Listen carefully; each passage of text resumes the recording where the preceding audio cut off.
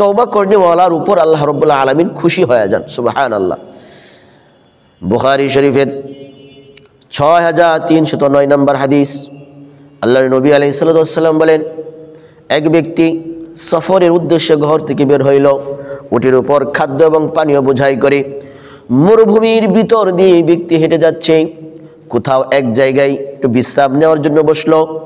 হঠাৎ করে বিশ্রাম থেকে এসে দেখে তার উটটা নাই। উটের উপর খাদ্য এবং পানীয় সবকিছুই ছিল। ওই ব্যক্তির বেঁচে থাকার আশাটা পর্যন্ত নিভে গেল। ওই ব্যক্তি মনে মনে স্থির করে নিল, এই মরুভূমির প্রান্তরেই আমাকে মৃত্যুবরণ করতে হবে। এক ফোঁটা পানি নাই, এক ফোঁটা খাদ্য নাই, আশপাশে কোনো মানুষ আসবে তারও কোনো গ্যারান্টি নাই। ওই ব্যক্তি বিষণ্ণ মনে একটা ছায়াদার গাছের নিচে একটু শুয়ে রইল আর চিন্তা করতেছে। এমন অবস্থায় তার চোখের ভিতরে ঘুম এসে গেল, সে ঘুমায় গেল। তপ্ত দুপুরে রৌদ্রের প্রখরতায় তার ঘুম ভাঙলো। ঘুম থেকে ওঠার পর থেকে তার হারিয়ে যাওয়া উটটা তার সামনে দাঁড়ানো। সুবহানাল্লাহ। এই অবস্থা দেখে খুশিতে আত্মহারা হয়ে ওই ব্যক্তি বলতেছে, ইয়া মালিক আনতা আবদি ওয়া আনা রাব্বুক, ও আল্লাহ তুমি আমার বান্দা আর আমি তোমার রব। আল্লাহু আকবার। এই কথাটা কেন বললো? সে কি স্বেচ্ছায় বলছে? না না, খুশিতে আত্মহারা হইয়া সে এই কথাটা বলেছে। ঠিক তেমনি ভাবে নবী আলাইহিস সালাতু ওয়াস সালাম বর্ণনা করেন, কোন বান্দা যখন আল্লাহ তাআলার দরবারে তওবা করে, নিজের মাথাটাকে নত করে, নিজের অপরাধটুকু আল্লাহর কাছে স্বীকার করে, নিজেকে লজ্জিত বোধ করে, আল্লাহর নবী আলাইহিস সালাতু ওয়াস সালাম বলেন, আল্লাহ তাআলা ওই ব্যক্তির মতো ওই মরুভূমির ব্যক্তির যেরকম খুশি হয়ে গেছিল, আল্লাহ পাকও এই তওবাকারীর উপর খুশি হয়ে যায়। সুবহানাল্লাহ। তাহলে তওবাকারীর 4টা পুরস্কার, তওবাকারীকে চারটা পুরস্কার দেওয়া হয়। 1 নম্বর পুরস্কার হইল আত-তাইবু হাবিবুল্লাহ, তওবাকারী আল্লাহ পাকের বন্ধু হয়ে যায়। সুবহানাল্লাহ। বন্ধুর আরবিতে অনেক শব্দ আছে। সাদিক শব্দের অর্থ বন্ধু, খলিল শব্দের অর্থ বন্ধু। তবে খলিল এমন বন্ধুকে বলা হয় যে নিজেই আল্লাহকে মোহাব্বত করে, আর হাবিব এমন বন্ধু আল্লাহ যাকে মোহাব্বত করেন। সুবহানাল্লাহ। আমরা আল্লাহকে ভালোবাসতে চাই, ভালোবাসি, আল্লাহ আমাদেরকে ভালোবাসুক, যদি এটা চাই আমাকে অবশ্যই অবশ্যই প্রতিনিয়ত তওবা করে চলতে হবে। এই জন্য রাসূল বলেন আত-তাইবু হাবিবুল্লাহ, তওবা করনেওয়ালা আল্লাহ পাকের বন্ধু হয়ে যায়। 2 নাম্বার পুরস্কার, তওবাকারীকে আল্লাহ 2 নাম্বার পুরস্কার দিবেন। রাসূল পাক সাল্লাল্লাহু আলাইহি ওয়াসাল্লাম বলেন, ইবনে মাজাহ শরীফের 439 নম্বর হাদিস, আল্লাহর নবী বলেন আত-তাইবু মিনাজ-যামবি কামাল্লা যামবা লাহু, তওবা থেকে যেই ব্যক্তি গুনাহ থেকে তওবা করে, গুনাহ থেকে তওবা করে আল্লাহর কাছে, ওই ব্যক্তি এমন যেন তার জীবনে কোনো গুনাহ নাই। সুবহানাল্লাহ। শর্ত হলো একটাই, খাঁটি দিলে তওবা করতে হবে, খালেস নিয়তে তওবা করতে হবে। তওবা করনেওয়ালার উপর কয়েকটা শর্ত হইল। প্রকৃত তওবাকারী তাকেই বলা হবে যে তার পূর্বের গুনাহের জন্য লজ্জিত হবে। 2 নাম্বার, ওই গুনাহ আর কখনো করবে না। 3 নাম্বার শর্ত হইল ভবিষ্যতে গুনাহ মুক্ত জীবনযাপন করবে, এরকম প্রতিজ্ঞা করতে হবে।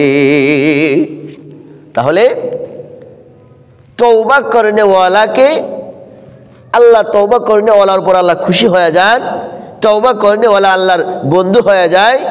2 নাম্বার পুরস্কার, তওবাকারীর কোনো গুনাহ বাকি থাকে না। 3 নাম্বার পুরস্কার,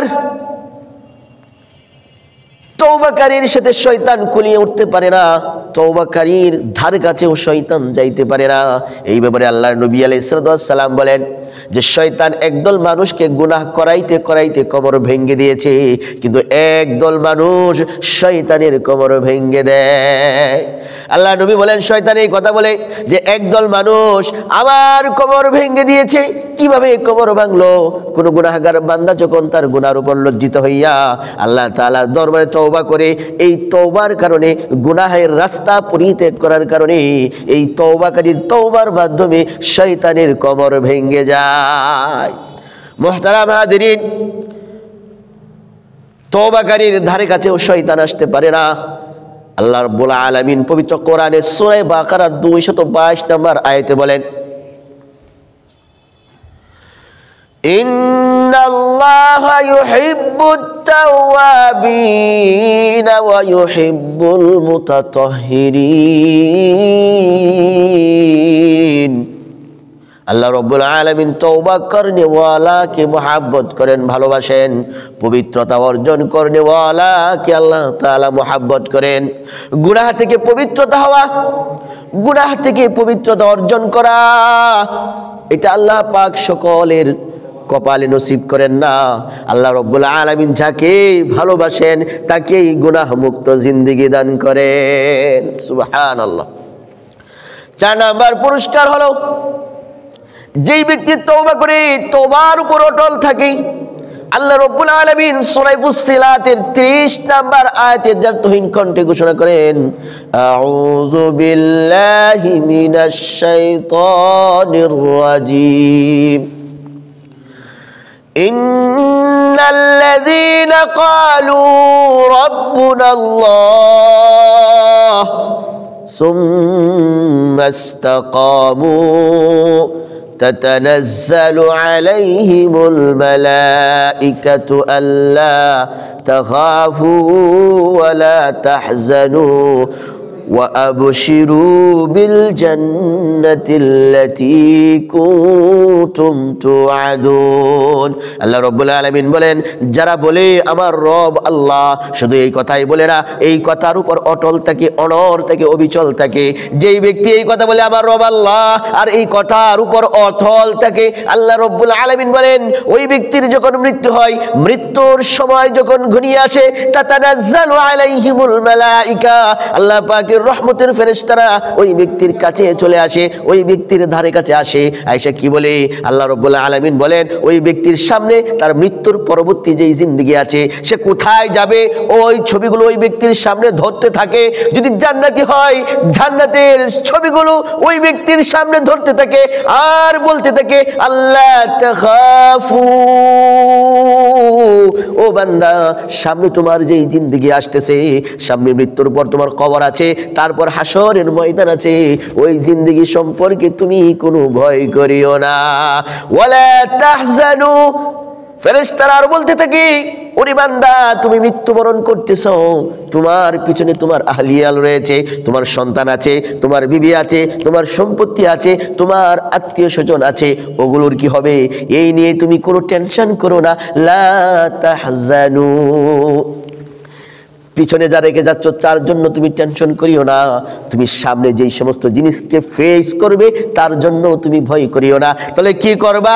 ওয়া আবশিরু বিল জান্নাতিল্লাতী কুনতুম তুআদুন, বরঞ্চ তুমি ওই জান্নাতের সুসংবাদ গ্রহণ করো যেই জান্নাতের ওয়াদা তোমার সাথে করা হয়েছে। সুবহানাল্লাহ। कैसे कैसे बादशाह शाहजादा चल गई, ओ खजाना बाला खाना शान शौकत क्या हुई। कैसे कैसे रानिया शाहजादिया, कैसे कैसे रानिया शाहजादिया, तन बदन सब गल गया है, शक्ल सूरत क्या हुई।